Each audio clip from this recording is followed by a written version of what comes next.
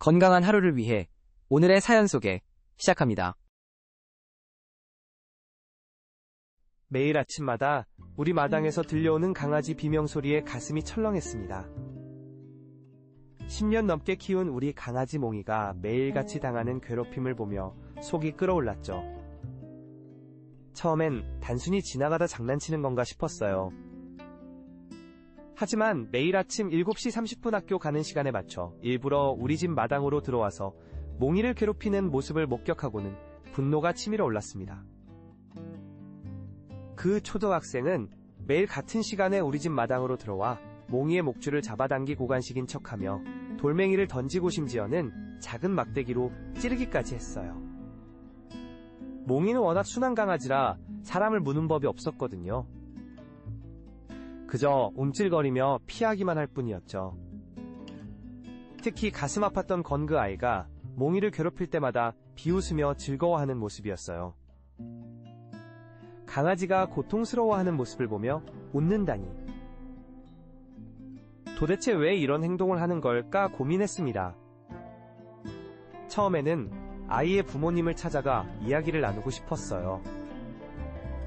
하지만 동네에서 누구네 집 아이인지도 모르는 상황이었고 아침 시간에는 직장에 늦을까봐 제대로 된 대응을 하지 못했죠. 며칠을 고민하다가 결국 등교 시간에 맞춰 마당에서 기다리기로 했어요. 출근 시간을 30분 늦추고 매일 아침 마당을 지켜보기 시작했죠. 그러다 드디어 그 아이와 마주쳤습니다. 평소처럼 마당으로 들어오려던 그 아이는 저를 보자 깜짝 놀라 뒤로 물러섰어요. 순간 도망갈까 걱정됐지만 차분하게 말을 걸었죠. 학생 잠깐 이야기 좀 할 수 있을까요? 그런데 뜻밖에도 그 아이의 눈가에 눈물이 고이는 게 아니겠어요? 떨리는 목소리로 죄송합니다 라고 말하는데 뭔가 사연이 있어 보였어요. 조심스럽게 이유를 물어보니 작년에 키우던 강아지가 교통사고로 죽은 뒤로 다른 강아지들을 보면 화가 난다고 했어요. 그 순간 아이의 마음 한구석에 있는 깊은 상처가 보였습니다. 단순한 장난이나 악의가 아닌 자신의 슬픔과 분노를 다른 방식으로 표현하고 있었던 거죠. 아이의 이야기를 들으며 마음이 복잡해졌습니다. 자신의 강아지를 잃은 슬픔이 이해는 갔지만 그렇다고 다른 강아지를 괴롭히는 건 결코 용납할 수 없는 일이었으니까요. 아이의 눈물을 닦아주며 조심스레 말을 이어갔어요. 많이 힘들었겠구나. 하지만 우리 몽이도 네가 키우던 강아지처럼 소중한 가족이란다. 네가 강아지를 잃었을 때처럼 몽이가 다치면 우리 가족도 많이 슬플 거야. 그 순간 아이의 눈빛이 흔들렸어요. 자신이 했던 행동들이 얼마나 잘못됐는지 깨닫는 것 같았죠. 하지만 그때 예상치 못한 일이 벌어졌습니다. 몽이가 천천히 다가와 아이의 손등을 핥기 시작한 거예요. 마치 아이의 아픈 마음을 위로하듯. 그동안 자신을 괴롭혔던 아이였는데 도몽이는 여전히 사람을 미워하지 않고 따뜻하게 대했어요. 순간 아이가 왈칵 울음을 터뜨렸습니다. 제가 정말 나쁜 짓을 했어요. 우리 초코가 죽었을 때처럼 이 강아지도 아플 수 있었는데 전 왜 이런 나쁜 짓을 했을까요?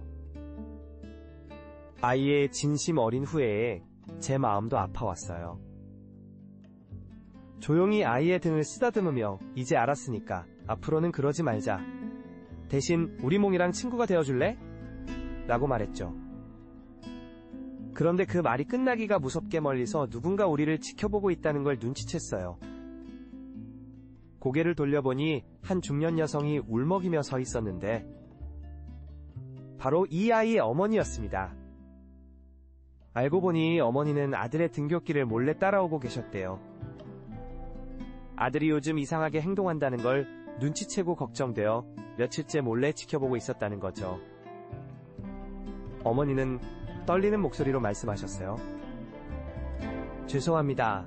우리 아이가 이런 행동을 하고 있었다니. 그동안 아이의 마음을 헤아리지 못한 제 잘못도 큽니다. 그 순간 마당에 모인 우리 모두의 눈시울이 붉어졌습니다.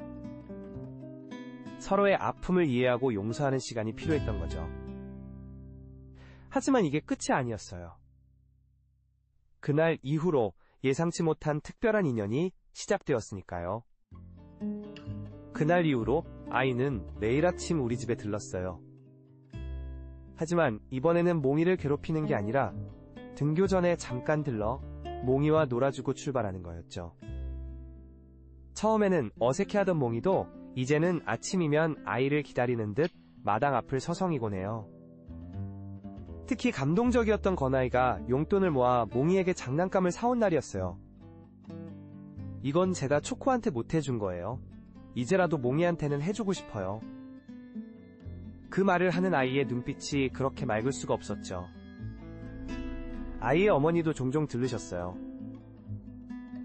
커피 한 잔을 놓고 이런저런 이야기를 나누다 보면 서로의 상처가 조금씩 아물어가는 게 느껴졌죠. 우리 아이가 달라졌어요. 이제는 길에서 강아지만 보면 다가가서 쓰다듬어 주려고 해요. 그렇게 6개월이 지난 어느 날 아이가 학교 숙제라며 가족 소개 글을 보여줬어요. 거기에는 이렇게 적혀 있었죠. 우리 가족을 소개합니다. 아빠, 엄마 그리고 매일 아침 만나는 특별한 친구 몽이까지. 그 글을 읽는 순간 코끝이 찡해졌어요. 한때는 서로에게 상처가 되었던 관계가 이제는 서로의 마음을 치유해주는 특별한 인연이 된 거니까요. 지금도 우리 마당에선 매일 아침 따뜻한 만남이 이어지고 있어요.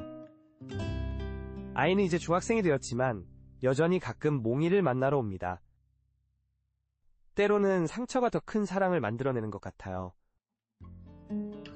서로를 이해하고 용서하는 과정에서 우리 모두는 조금 더 따뜻한 사람이 되어가고 있으니까요. 여러분은 어떠셨나요? 비슷한 사연이 있다면 댓글로 함께 나눠주세요.